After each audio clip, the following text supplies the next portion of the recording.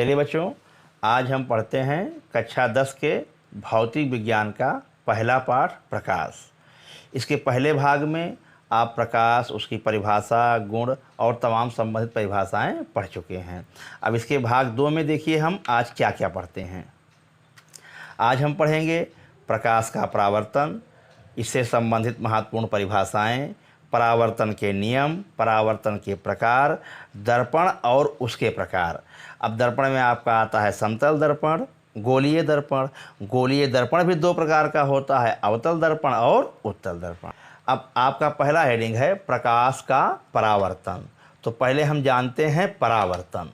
परावर्तन मतलब होता है टकराकर लौटना। तो चूँकि यहाँ पर प्रकाश का परावर्तन है तो इसका मतलब हो गया प्रकाश का टकराकर लौटना। तो इसकी परिभाषा कैसे बनेगी? प्रकाश के किसी चिकने और चमकदार तल से टकराकर वापस उसी माध्यम में लौटने की घटना को प्रकाश का परावर्तन कहते हैं। तो चलिए हम परावर्तन से संबंधित कुछ परिभाषाओं को जानने के लिए इस चित्र को पहले समझते हैं, ठीक है। अब जो ये क्षैतिज लाइन हमारे खींची हुई है, सीधी रेखा खींची हुई है, इसे हम कहते हैं परावर्तक पृष्ठ। अब देखिए, एक किरण इस परावर्तक पृष्ठ पर आ रही है। इस आने वाली किरण को हम कहते हैं आपतित किरण। इसे कैपिटल आई से शो किया जाता है क्योंकि आई का मतलब होता है इंसिडेंट रे, माने आपतित किरण। और देखिए, एक किरण फिर टकरा करके लौट रही है। तो जो किरण टकरा करके लौट रही है उसे हम कहते हैं परावर्तित किरण। अब आपतित किरण और परावर्तित किरण परावर्तक पृष्ठ के जिस बिंदु पर मिल रही हैं, देखिए, इसे हम कहते हैं आपतन बिंदु। अब अगर आपतन बिंदु पर हम एक सीधा लंब खींच देते हैं तो इस लंब को कहते हैं अभिलंब। अभिलंब आप समझते हैं, जो तल से 90 अंश का कोण बनाए, 90 डिग्री का कोण बनाए। और देखिए आगे, आपतित किरण और अभिलंब के बीच में एक कोण बन रहा है जिसे स्मॉल आई से शो किया गया है, इसे कहते हैं आपतन कोण।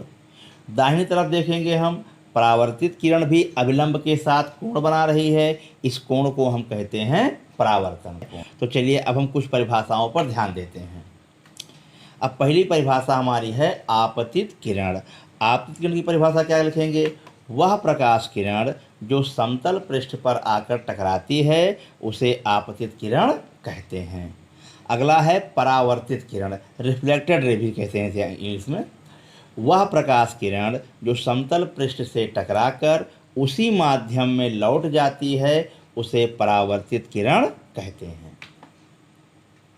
अगला है आपतन बिंदु।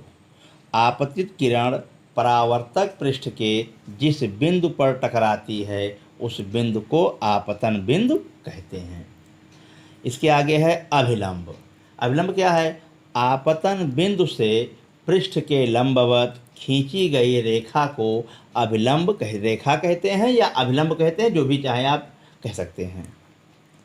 अगला है आपतन कोण। आपतित किरण और अभिलंब के बीच बने कोण को आपतन कोण कहते हैं, इसे स्मॉल आई से दर्शाते हैं, चित्र में दर्शाया गया है। परावर्तन कोण, परावर्तित किरण और अभिलंब के बीच बने कोण को परावर्तन कोण कहते हैं, इसे हम स्मॉल आर से दर्शाते हैं।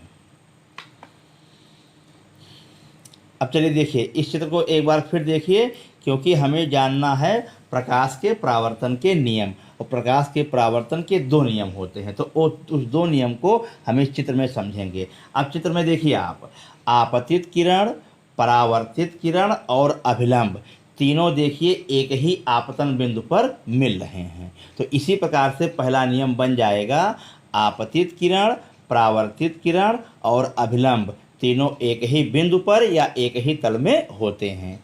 चित्र में अगला आप देख रहे हैं, आपतन कोण स्मॉल आई और परावर्तन कोण स्मॉल आर दोनों क्या होते हैं? बराबर, ठीक है। तो चलिए हम प्रकाश के परावर्तन के नियम देखते हैं। अब आसान हो गया आपके लिए। समतल दर्पण से प्रकाश के परावर्तन के 2 नियम हैं। प्रथम नियम क्या है? आपतित किरण, परावर्तित किरण तथा आपतन बिंदु पर खींचा गया अभिलंब तीनों एक ही तल में होते हैं। दूसरा नियम आप स्वयं जान गए हैं, आपतन कोण परावर्तन कोण के बराबर होता है। चलिए हम पढ़ते हैं परावर्तन के प्रकार। परावर्तन के दो प्रकार होते हैं, पहला है नियमित परावर्तन और दूसरा है विसरित परावर्तन या अनियमित परावर्तन। अब चलिए नियमित परावर्तन में क्या देखते हैं, जब प्रकाश का परावर्तन किसी चिकने पृष्ठ से होता है तो परावर्तित किरण एक दूसरे के समांतर होती हैं। इस प्रकार के परावर्तन को नियमित परावर्तन कहते हैं। अगला है विसरित परावर्तन या अनियमित परावर्तन। तो विसरित परावर्तन या अनियमित परावर्तन क्या है, जब प्रकाश का परावर्तन किसी खुरदुरे पृष्ठ से होता है तो परावर्तित किरण विभिन्न दिशाओं में फैल जाती हैं। इस प्रकार के परावर्तन को अनियमित या विसरित परावर्तन कहते हैं। अब देखिए आने वाली किरणें और परावर्तित किरणें, तो जितने भी किरणें परावर्तित हो रही हैं चिकने तल से वो सब देखिए समांतर है नहीं है, तो इसे हम कहेंगे नियमित परावर्तन। अब देखिए इस चित्र में आपका जो ये पृष्ठ है परावर्तक पृष्ठ, ये ऊबड़ खाबड़ है, खुरदुरा है। तो देखिए जितने भी परावर्तित किरणें हैं, जाने वाली किरणें हैं, ये अलग अलग दिशाओं में हैं। तो इसे हम क्या कह लेंगे, अनियमित परावर्तन या विसरित परावर्तन। अब चलिए आ जाते हैं दर्पण। यदि किसी चिकने पारदर्शी माध्यम तल के एक पृष्ठ पर कलई कर दी जाए या पॉलिश कर दी जाए और दूसरे पृष्ठ को परावर्तक बना दिया जाए तो उसे क्या कहते हैं, दर्पण कहते हैं। अब दर्पण के प्रकार देखिए, तो दर्पण दो प्रकार के होते हैं मुख्य रूप से। पहला आपका है समतल दर्पण और दूसरा आपका है गोलीय दर्पण। अब समतल दर्पण देखिए, समतल दर्पण आप लोग जानते हैं, अब डेली लगभग में आप सब लोग सुबह अपना जो है कंघी करने के लिए चेहरा देखते हैं, वो मुख्य रूप से आपका क्या होता है, समतल दर्पण ही होता है। तो वह दर्पण जिसका परावर्तक तल समतल होता है उसे समतल दर्पण कहते हैं। गोलीय दर्पण क्या है, यदि किसी कांच के खोखले गोले को काटकर उसके एक पृष्ठ पर कलई कर दी जाए या पॉलिश कर दी जाए तो इस प्रकार बने दर्पण को गोलीय दर्पण कहते हैं। चलिए गोलीय दर्पण को हम चित्र से समझ लेते हैं। ये मान लीजिए आपका कोई कांच का खोखला गोला है, इसको हमने बीच से काट दिया। अब काटने के बाद इसके दो भाग हो जाएंगे। पहले भाग पर गौर कीजिए। अब अगर हम पहले भाग के उभरे हुए तल पर, उठे हुए तल पर पॉलिश कर देते हैं और जो है धंसे हुए तल से, जो अंदर वाला तल है, इससे प्रकाश का परावर्तन होता है। उभरे हुए तल पर हमने पॉलिश कर दिया और धंसे हुए तल से प्रकाश का परावर्तन होता है। तो ये भी आपका गोलीय दर्पण है, लेकिन उभरा हुआ तल पॉलिश है, इसलिए इसे कहेंगे अवतल दर्पण।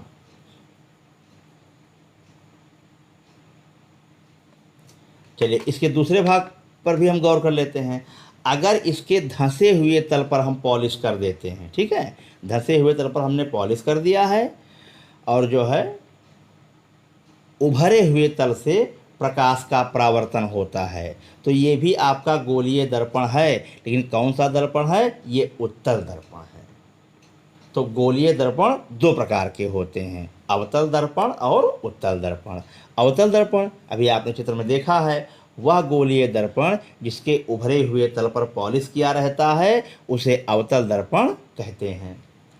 उत्तल दर्पण वह गोलीय दर्पण जिसके धंसे हुए तल पर पॉलिश किया रहता है उसे उत्तल दर्पण कहते हैं। देखिए इसको हम चित्र से जो है बेहतर ढंग से समझ सकते हैं। एक तरफ आपका अवतल दर्पण है और एक तरफ आपका उत्तल दर्पण है। अवतल दर्पण में आप देखिए उभरे हुए तल पर पॉलिश किया हुआ है और धंसे हुए तल से परावर्तन होता है। उत्तल दर्पण में उभरे हुए तल से परावर्तन होता है और धंसे हुए तल पर पॉलिश किया रहता है। ठीक है, तो आप पढ़ चुके उत्तल और अवतल दर्पण। तो धन्यवाद।